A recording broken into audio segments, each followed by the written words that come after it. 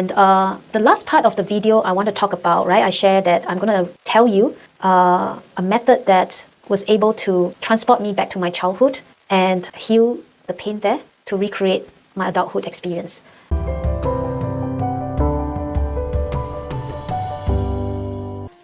It was really, maybe the method is not new, it's just that it didn't resonate in me for a long time. So I follow teachers who are the subconscious mind expert, like Dr. Joe Dispenza and Bruce Lipton, right? I think they've spoke about it many times about how you can reprogram, rewire, your subconscious mind. I know this concept, but I couldn't catch it, right? Until one day, suddenly it happened to me. So my personal experience of childhood pain manifesting into adulthood problem has got a lot to do with my father wound. So I love my father. I really love him. But when I was young, I don't love him because I was too young to understand the pain he was going through. So there was a lot of failures in life. There was a lot of family pressure, misunderstanding. There was a lot of ambition in him, but he kept failing, because lack of guidance. But it was a very drama-oriented family. Now that I look back, of course, that he grew up in a big family, right? 7 children, a very traditional, violent, aggressive father, a very traditional, victimized mindset mother. So in his adulthood, there was just so much problems happening, and then he got married to my mom, at such a young age, while he's still ambitious and young and want to try this and that. And of course, a lot of these difficulties and struggles in life, during those generations, what do? You don't go to therapy, you don't go meditation. No one is educated, right? How to take care of your own mental health or how to self-develop. They can't watch YouTube, with motivational speakers. So what do? They resort to alcohol, right? They drink, they smoke. And my father got into this habit of addicting to alcohol. And it totally destroyed him, right? To destroy our family, because once you are intoxicated, don't even talk about consciousness. You become unconscious. And a lot of that pain manifested into your choice of words, actions, behaviors that hurt people. So from very young, Again, when I was young, I couldn't decipher all this. I could only feel with my heart. And now I'm putting words right into it, because now I'm grown up. I have totally understood what was actually going on in my childhood development. I was missing love. I have a lot of love from my mom. I love her so much. She's a powerful, strong woman. Despite all the difficulties, she hang on to it, right? And of course, I was the reason that she has to deal with all the adversities. And then later on, of course, also my little sister was born. Children is her mission, right? To make sure that we survive, we thrive, we succeed. So there was a lot of love and care from my mother. But what was missing in the equation was the love and care, attention from my father, right? There was a absence of this father affection that we all as a child needed. There's a reason why we need father and mother, right? We don't just need one. Both of them completes the yin and yang, the masculine and the feminine, right? The nurturing and the protection. So, there was a lot of desires, that my father would spend more time with me, would love me, talk to me. Of course, I didn't know I was missing all that, and I wanted it. In fact, at the time, I thought I don't want it. It's like I really resisted seeing him in his stage, right? We all run away from him every time we see him start drinking. But I think now that I understood, deep down inside me, it was this masculine love that was unmet when I was young. And we often associate masculine love to affection and all that, to support, protection, provision, right? It's a sense of, it's another kind of security, the mother kind of security, right? We know we are loved and nurtured and cared for. And the father is the kind of security, is a protection, no one's going to hurt my baby, no one's going to hurt my girl. So I was missing a lot of that. And remember what I said in my video, that whatever that's unmet in the childhood manifests into the lack in your adulthood, right? So as an adult, I was always subconsciously feeling the lack of love. Like, the other story I talked about my client, he used food as a way to fill the gap of the missing love from his parents, that they abandoned him. I mean, for me, it's I was looking for older men, relationships to help me close this gap of missing love from a masculine figure, right? And now I understand, because last time my mom, my friends used to say, why are you always dating older men? Like, I don't know, maybe they're more mature, they have more wisdom. But actually deep down there is this emotional attachment, emotional attraction to, because it's unmet during childhood, so you need it now. But again, I told you the problem is that even when we have it in our adult life, because because of the childhood impact, we have to continuously have it, because we're so scared that we're going to lose it, right? There's always this fear that we're going to lose it. So we have to continuously chase after it. We become possessive, we become demanding, and so it created a lot of toxic relationships in my life, because I'm not falling in love for the right reasons, right? It was because subconsciously I was trying to heal my childhood wound. And of course, like, these men are not my father, right? They are lovers. So they are not in the position and the right role to heal what I was trying to heal. And in fact, they created more wounds into my life. So, and of course, all these are correlated. It subsequently affected my self-esteem, become self-limited. Even though I was flying high and smooth and easy in my career, there was always self-doubt, right? I was overcome with a lot of, I need to overachieve, I need to overdo it, so that I can be okay, So everything is intertwined, right? And in the end, you make a mess of yourself, you're all stressed, burn, you crash. And until I was trying to, I was on this healing journey, soul-searching journey, and started Shan Living. I really wanted to do something I'm passionate about, because I found my life calling in the healing space. I know that, I'm so sure this is what the universe has been preparing me for. But there's so much holdback, self-doubt, self-judgment, and throughout this whole entrepreneurial process. Now, so what happened is, I do my emotion decode all the time, right? I don't just do this because theoretically it works and do this as a practice. I serve because it helped me, and I apply to myself all the time, and it helps me tremendously. And that's why I want to share it and do it for others. It is out of this really genuine, profound experience that it helped me, that I wanted to use this to help you, and other people who are going through the same journey.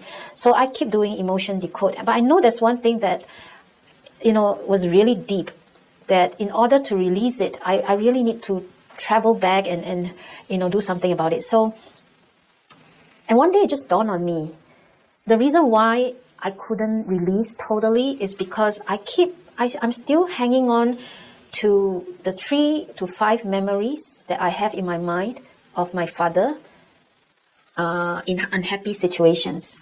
Images of him being drunk, images of him, being in despair, images of him crying and giving up, all the dramas. So I lost my father when I was 16. It's really tragic. For a long time, I always feel that I wish I knew all this at that time, and I could have saved my father. Yeah, but it was not easy, and it's not what's meant to be, right? It's his journey, it's his soul journey, and I'm sure he's now in another journey, right? To right the wrongs, to elevate again, and I thank him for his sacrifice, his journey as well, because it enabled my own journey of transformation. Right. So I start to realize that it is always that 3-5 memories I have in my mind. If you ask me about my childhood, there's only that 3 to 5 things that I always say, how I escaped, how sad, people want to, the HDB wants to chain up our flat, we can't pay the bill. It's always that 3 to 5 miserable memories that I have. And I was like, are you sure there's no happy memories, right? I start questioning myself. And then I really sat down and meditate, and suddenly a lot of better memories flash back. I remember my father bringing me to a swimming pool. He taught me how to swim. Not in the nicest way. It was literally just lying to me that let go of my hand, I'll be here, and then I trusted him, and I was really sinking in, and he didn't come and help, but it forces me to really paddle and swim. So that's how I learned how to swim. Him bringing me to playgrounds, fun fairs, back in those 1990s, 80s, 70s, fun fair, right? It's a big thing in Singapore. I was like, oh, yeah, there were times I even have memories that I have conversations with him, how he helped me, schoolwork, how he's so cool, like he set up a shop and then he asked me to run it, right? Trusting that everything you sell today, it will be your pocket money, right? So, I suddenly realized that, yes, why am I always focusing on that 3 to 5 images and that defines my childhood? How about those happier moments? And how about, are there memories and scenarios that I would love to see happen? Like, my family has never gone for vacation, and then I start to try to imagine, wow, how about I imagine a scene whereby my father, my mother, myself, and my sister, we make a trip to the winter Korea, to Korea in winter, right? I try to imagine, wow, how happy and excited we were packing our luggage, and then we arrived at the airport, we went to the plane, and then we came down from the plane, and then, it was snowing, and then we were shopping, eating. So okay, I'm going to use my imagination to visualize that scene.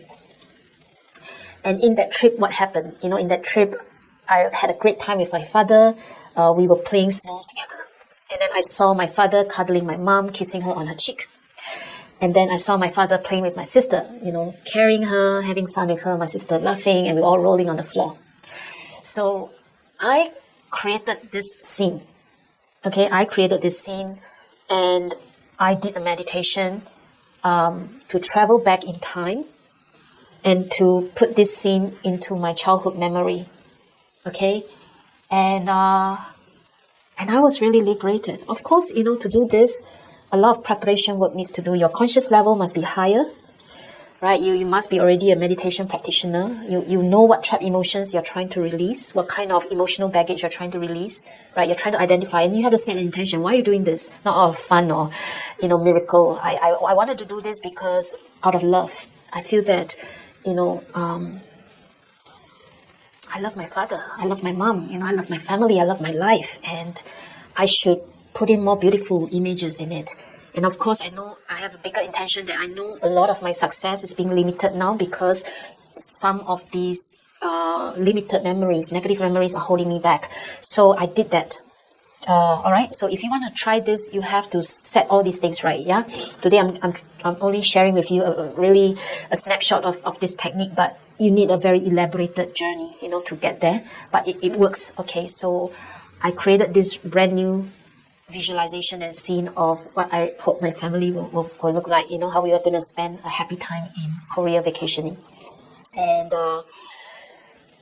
it's just so strange. I came out of the meditation. I just joy and tears and everything, but I was so liberated. I feel so good. I feel so connected, so present, and suddenly a lot of the self-limitation was gone. Self-doubt was gone. And the next day, the next week, some opportunities just suddenly started to come to me. And I, figure out a lot of things, a course that I'm trying to write, a door that I'm trying to knock at, how to roll out certain things.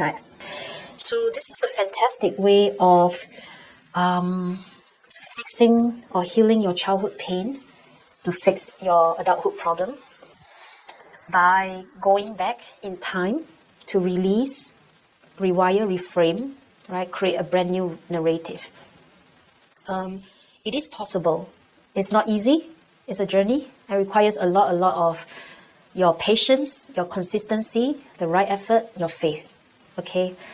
But what is there to lose, right? If you have already hit the rock bottom, you've already hit the wall 10,000 times, please just do something, right? You can get out of it. And that's how I push myself too, right? That's why it's like, stop saying, no, this won't work and all that. Just do it. What can you lose? You're already at the pit bottom, right? Okay, so thank you so much. This is going to be a super long video. Maybe I'm going to edit it into a few parts, but I really thank you for listening, whoever you are.